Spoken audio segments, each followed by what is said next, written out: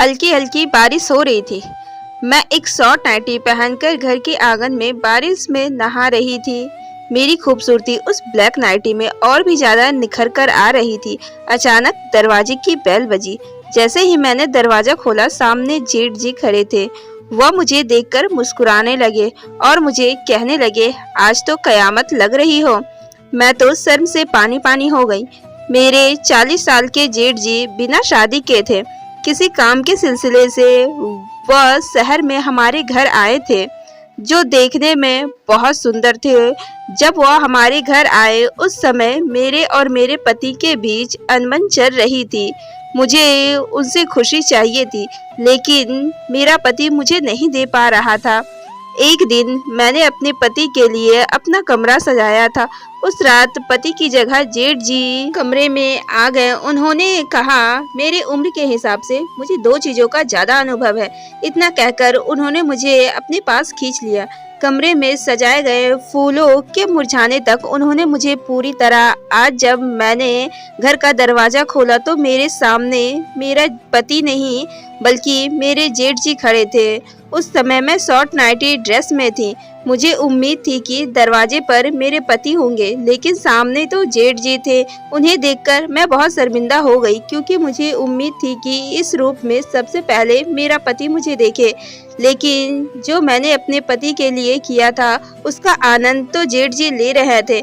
वह तो मुझे अलग ही नजरों से देख रहे थे। उन्हें देखकर मैं भी जल्दी से अपने कमरे की तरफ जाने लगी, लेकिन तभी उन्होंने मेरा हाथ पकड़ लिया।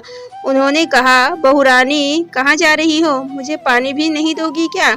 उनके सामने उस छोटे कपड़े में मुझे शर्म आ रही थी और इसलिए मैं कपड़े बदलने कमरे में जा रही थी।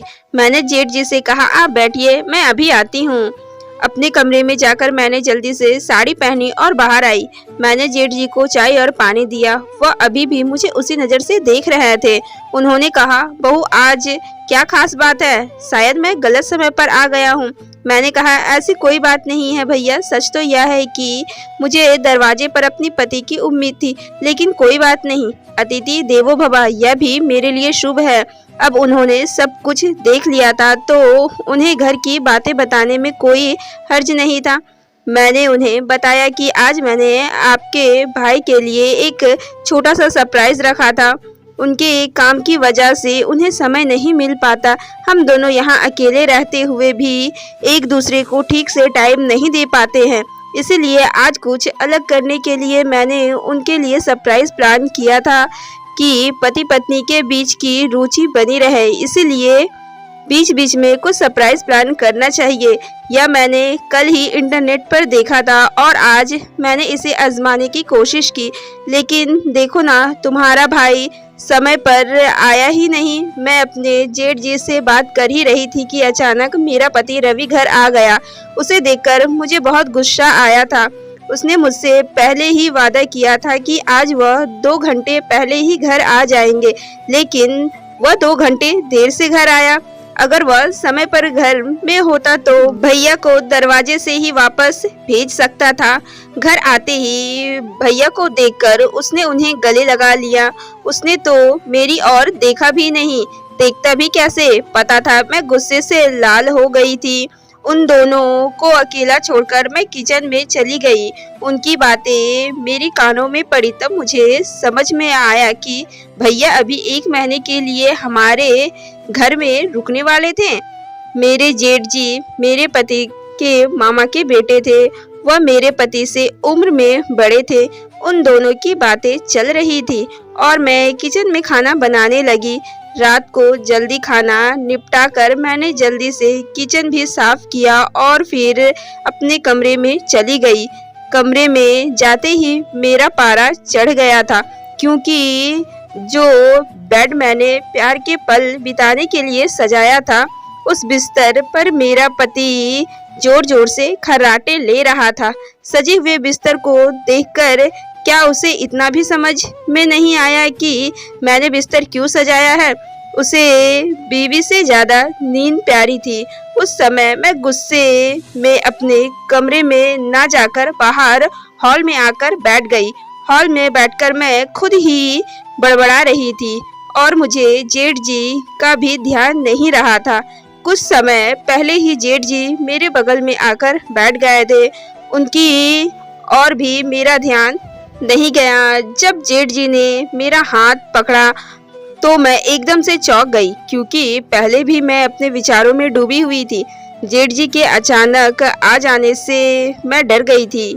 मुझे इस तरह चौंका हुआ देखकर वह बोले, क्या हुआ? तुम यहाँ अकेली बैठकर क्या बड़बड़ा रही हो? तब मैं उनका हाथ पकड़कर सीधा अपने कमरे की ओर ले गई। वहाँ मैंने उन्हें वह सजाया हुआ बिस्तर दिखाया। जेठ जी बोले, अरे तुमने बिस्तर बहुत अच्छी तरह सजाया है। शायद उन्हें समझ नहीं आया कि मैं उन्हें क्या दिखाना चाह रही थी। मैं गुस्से में उस कमरे से बाहर आ गई। मैंने उनसे कहा, जेठ जी, मैं आपको सिर्फ सजाया हुआ बिस्तर नहीं दिखा रही थी। मैं गुस्से में क्यों हूँ लगता है आपको समझ में नहीं आया। तब जेठ जी बोले, तुम्हारे चेहरे से मुझे सब कुछ समझ में आ गया है। यकीनन वह बिस्तर तुमने रवि के साथ प्यार भरे पल बिताने के लिए सजाया था, लेकिन रवि वहाँ जोर जोर से खर्राटे मार रहा है। जेठ जी बोले, सच में तुम्हारी पसंद गलत निकली। रवि बिल्कुल भी रोमांटिक नहीं है। शायद उसे तुम्हारी भावनाओं की कदर नहीं है। तुम्हारी जैसी रोमांटिक लड़की को मेरे जैसा रोमांटिक पति चाहिए था। लेकिन देखो किस्मत का खेल, रवि का भाग्य अच्छा है कि उसे तुम्हारी जैसी सुंदर और आकर्षक लड़की मिली है।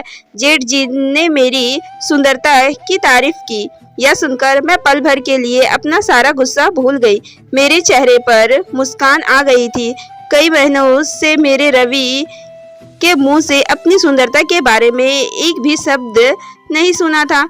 पता नहीं उसे क्या हो गया था। आदमी को काम में व्यस्त रहना चाहिए, लेकिन काम के अलावा भी घर में पत्नी होती है। उसे यह ध्यान रखना चाहिए कि उनका खुद का परिवार भी है। बात करते करते मैंने जेठ जी के साथ बहुत सारी बातें कर ली थी।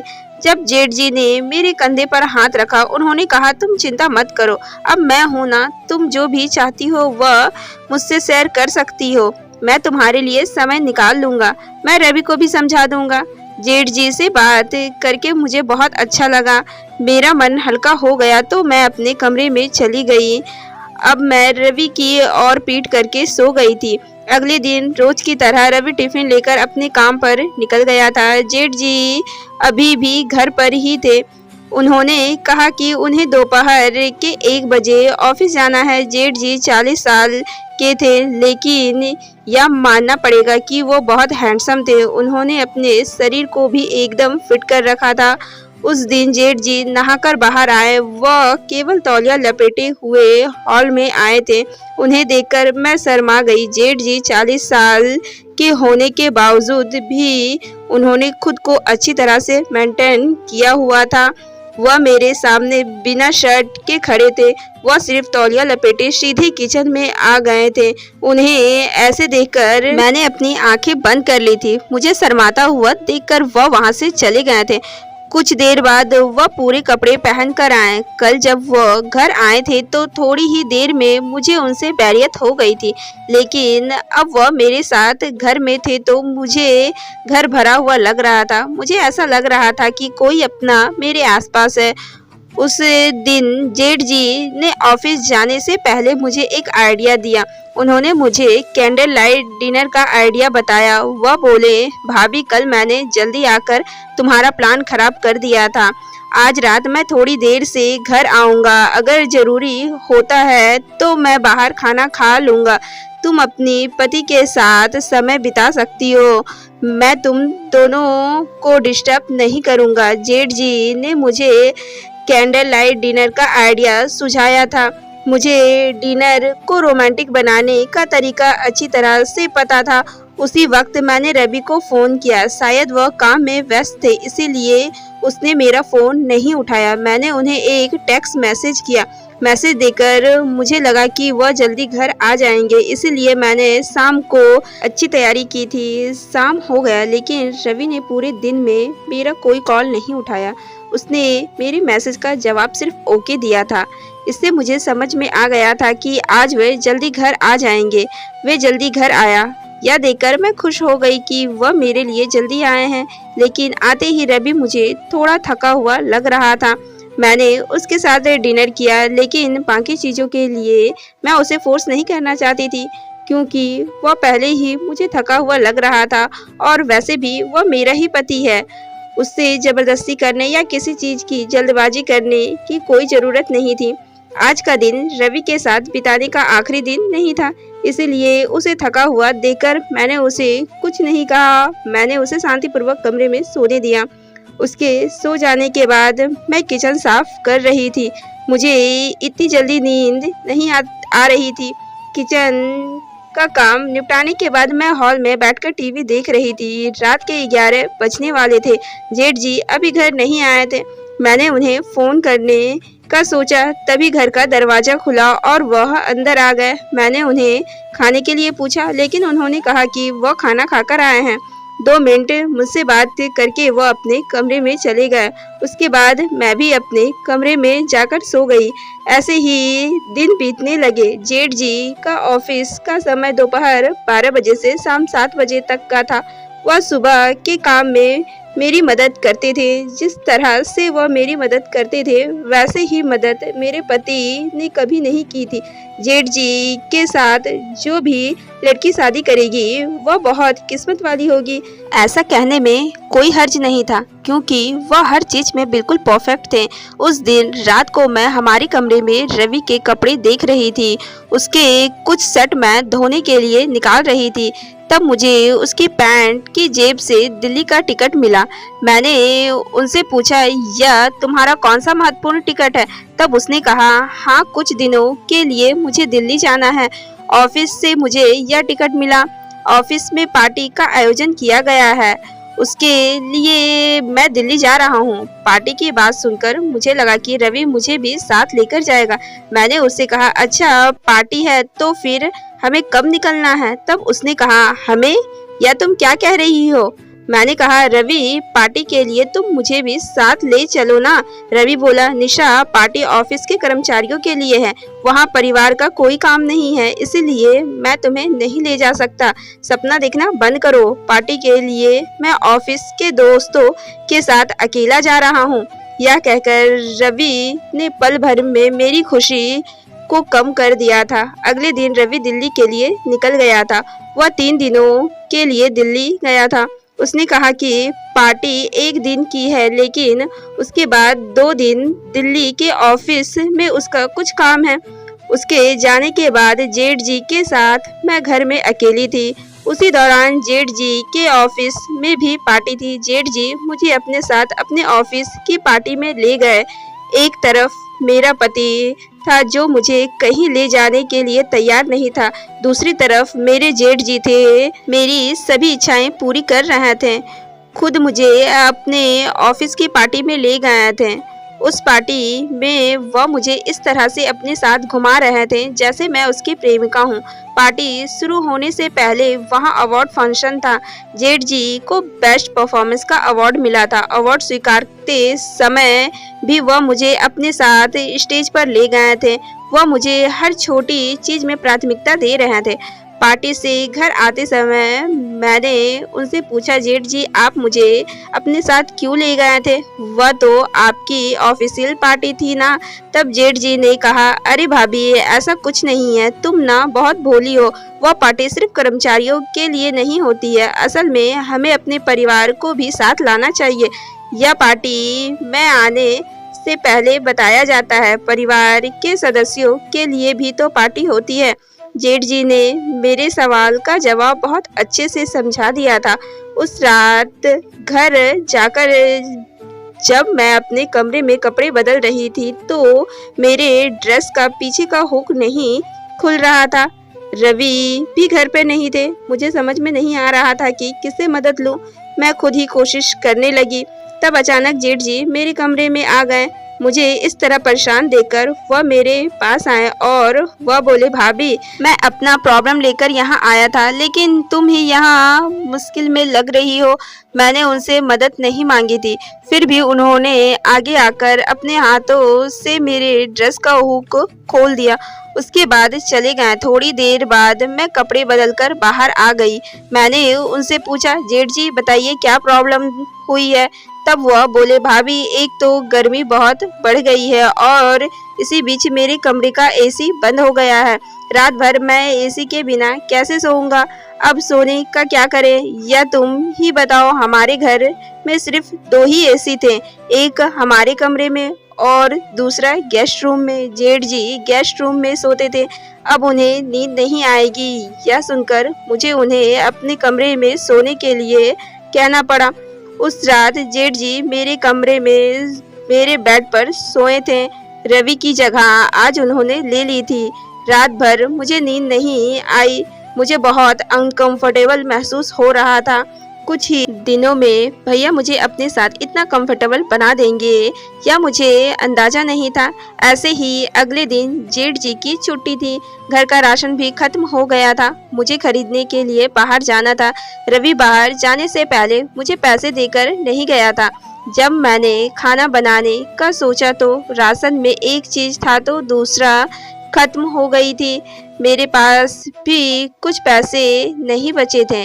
मैंने रवि को फ़ोन करना शुरू किया, तभी जेठ जी ने मुझे रोक दिया। उन्होंने कहा, भाभी अब मैं भी इस घर का सदस्य हूँ, इस महीने का राशन मैं भर दूंगा। आज दोपहर का खाना हम बाहर ही करेंगे। मैंने जेठ जी को सहमति दी। फिर तैयार होकर कुछ समय बाद हम बाहर जाने लगे।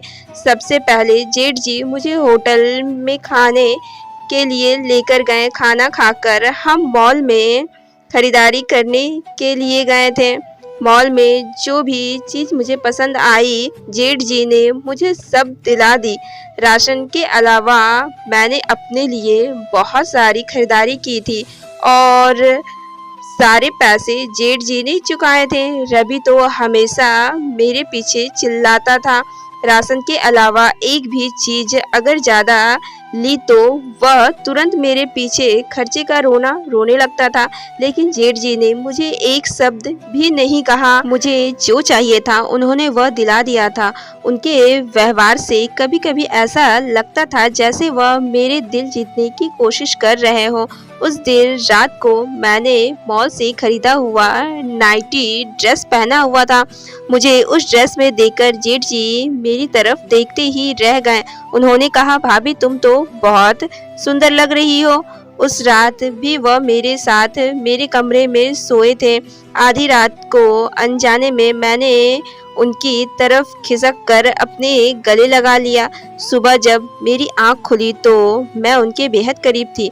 मैं तुरंत जेठ जी से दूर हो गई। उठकर मैं अपने काम में लग गई थी। आज भी जेठ जी ने छुट्टी ली थी। सुबह नाश्ता करने के बाद मैं किचन में बर्तन साफ करने लगी। तभी अचानक से जेठ जी मेरे पीछे आ गए।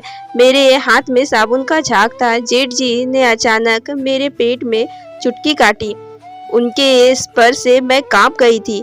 तभी मेरा संतुलन बिगड़ गया और मैं जेठ जी के ऊपर गिर गई। किचन में हम दोनों एक दूसरे के बेहद करीब थे। मेरा हाथ का झाग जेठ जी के चेहरे पर लग गया था। यह देखकर मैं हंसने लग गई थी। मुझे हंसता हुआ देखा तो जेठ जी मुझे प्रेम भरी नजरों से देखने लगे। उनकी नजरों में मैं बहुत प्यार था। वह कुछ बोल नहीं पा रहे थे। यह देखकर मैंने हंसना बंद कर दिया। उनसे दूर होते ही मैंने उनसे पूछा। तब उन्होंने कहा, भाभी मैंने तुम्हारे पेट पर लाल चींटी देखी थी, उसे ही हटा रहा था। बात करते करते जेठ जी ने मेरा हाथ का झाग मेरे चेहरे पर लगा दिया। फिर हमारी मस्ती शुरू हो गई। मस्ती करते करते उन्होंने मुझे पीछे से जोर से गले लगा लिया। धीरे धीरे वह अपने मर्यादा भूलने लगे। हमारे बीच कुछ गलत होने से पहले हम दोनों एक दूसरे से दूर हो गए। उस दिन पूरा दिन मेरे दिमाग में जेठ जी का ख्याल चलता रहा। वह मेरे बहुत करीब आ गए थे। उनकी आंखों में मुझे अपने लिए प्यार दिख रहा था। वैसे भी रवि मुझे नज़रअंदाज करता था। घर में मौजूद दूसरा आदमी तो कम से कम मेरी देखभाल और परवाह कर रहा था। भाई साहब को क्या चाहिए था, मुझे अब समझ में आ गया था। पिछले कुछ दिनों से रवि से जिस सुख की उम्मीद लगाई बैठी थी, वह सुख शायद मुझे जेठ जी से मिलने वाला था। जेठ जी रवि से उम्र में बड़े थे, रवि से ज़्यादा स्मार्ट और देखने में भी अच्छे थे।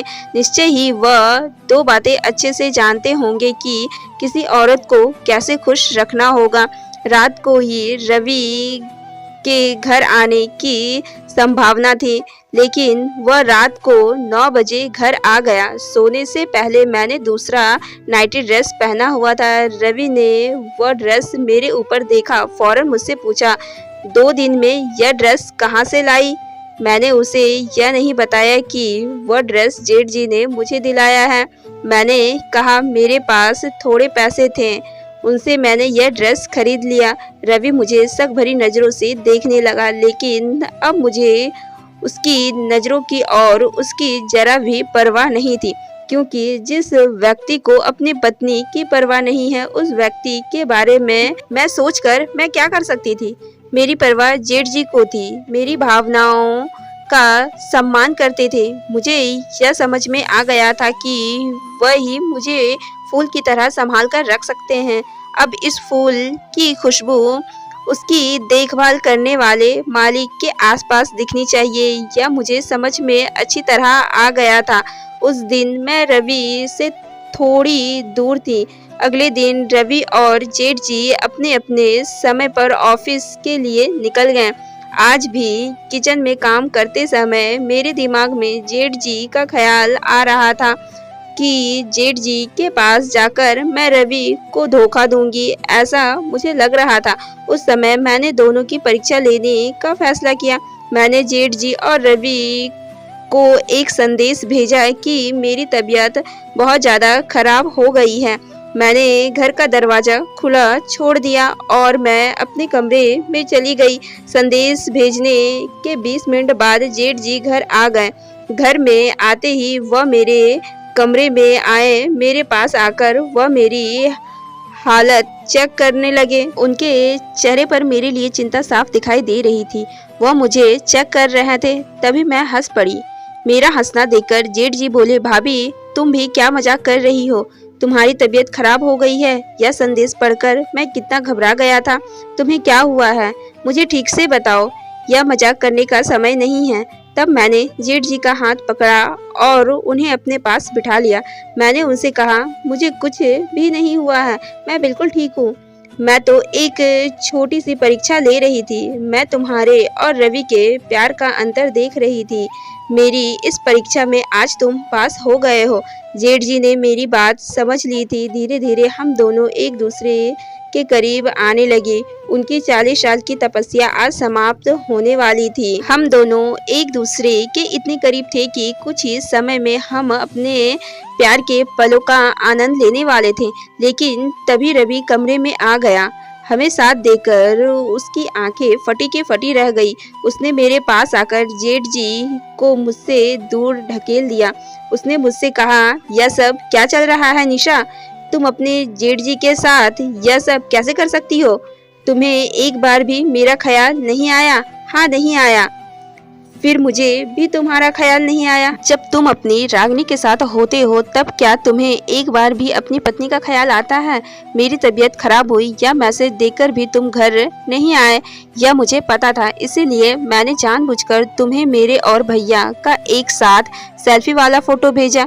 मैंने तुम्हें भेजे हुए मैसेज में भी जानबूझकर लिखा था कि मैं उनके साथ रिश्ता बढ़ा रही हूँ। वैसे भी तुम शक करने में एक्सपर्ट हो, लेकिन शक तभी करना चाहिए जब आपका खुद का चरित्र साफ हो। मेरी नज़र के पीछे तुम जो कर रहे हो वह सही है तो मेरा और जेठ जी का रिश्ता भी सही है। हम दोनों जो कुछ कर रहे हैं उसमें मुझे कुछ भी गलत नहीं लगता। निशा, तुम कुछ भी बकवास मत करो। कौन सी रागनी? रवि का नाटक शुरू हो गया था। तब मैंने उसे उसकी और उसकी प्रेमिका की तस्वीर दिखाई। मुझे उसका सारा सच पहले से ही पता चल गया था, लेकिन मैं उसके प्यार के लिए सब्र कर रही थी और इस घर में रुकी हुई थी। मैंने उससे कहा कि रवि, तुम और कितना झूठ बोलोगे। ऑफिस का काम और मीटिंग बताकर उस लड़की को बाहर शहर ले जाकर तुम उसके साथ समय बिताते हो, उस पर कितने पैसे खर्च करते हो, लेकिन पत्नी ने एक चीज मांगी तो उसके लिए तुम खर्चे का रोना रोने लगते हो। तुम्हारी सच्चाई जानते हुए भी मैं तुम्हारे घर में रुकी हुई थी। तुम्हें खुश करने के लिए कभी कमरा सजाती, तो कभी कैंडल लाइट डिनर, तो कभी कुछ और करती थी। शायद मुझसे कोई गलती हो गई थी। तुम्हें जो प्यार चाहिए था मैं तुम्हें नहीं दे पा रही थी, ऐसा मुझे लगता था। मैं खुद को दोषी मानती थी। मुझे जेठ जी ने समय पर तुम्हारा सारा सच बता दिया था। अच्छा हुआ, वरना मैं डिप्रेशन में चली जाती और अपने साथ कुछ बुरा कर बैठती। उस सारी कठिन परिस्थितियों में जेठ जी ने मुझे संभाला था। और हाँ, तुम जिस शक की नज़रों से हमें देख रहे हो वह नज़र एक बार हटा लो। जेठ जी और मेरे बीच ऐसा कुछ भी नहीं है। तुम्हें सबक सिखाने के लिए मैं उनके साथ मिलकर यह नाटक कर रही थी। आज जो तुमने देखा वह भी हमारे नाटक का एक हिस्सा था।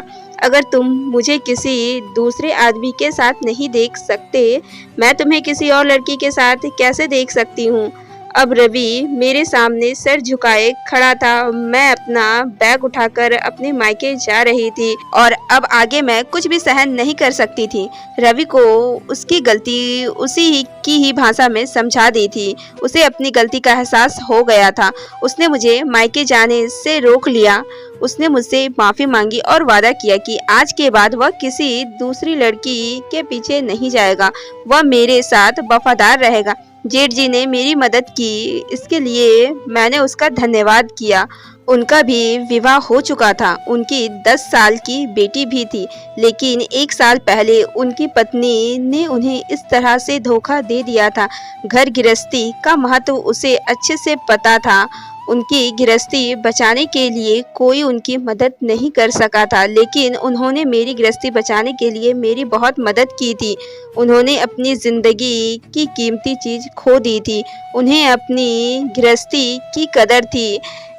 जिसने जो खोया हो उसे उसकी कीमत का पता होता है। आज जेठ जी की मदद से मैं अपनी गृहस्थी बचा सकी थी। आजकल हर दूसरा पुरुष या स्त्री अपना अच्छा खासा परिवार चलाते हुए भी बाहर प्यार में पड़ जाता है। या कोई ट्रेंड नहीं है। बाहर का व्यक्ति आपको अपने परिवार के सदस्य की तरह संभाल नहीं सकता है। वह केवल अपनी ज़रूरतें पूरी करेगा। ऐसे बढ़ते एक्स्ट्रल मेंटल अफेयर की वजह से तलाक के मामले बढ़ रहे हैं। ऐसे समय में किसी भी स्त्री का तुरंत मायके जाना उसके पति को आज़ादी देने जैसा होता है। इसीलिए परिस्थितियों से भागने की वजह परिस्थितियों का सामना करना चाहिए। पति चाहे कितनी भी गलत रास्ते पर चल जाए, एक पत्नी ही है जो उसे सही और सीधा रास्ता दिखा सकती है। यह हर स्त्री को समझना चाहिए। तो दोस्तों, यह थी आज की कहानी। आपकी क्या राय है इस कहानी पर हमें कमेंट कर जरूर बताएं और ऐसे ही इंटरेस्टिंग कहानी सुनने के लिए हमारे चैनल को जरूर से सब्सक्राइब करें। धन्यवाद। मिलते हैं नेक्स्ट कहानी में।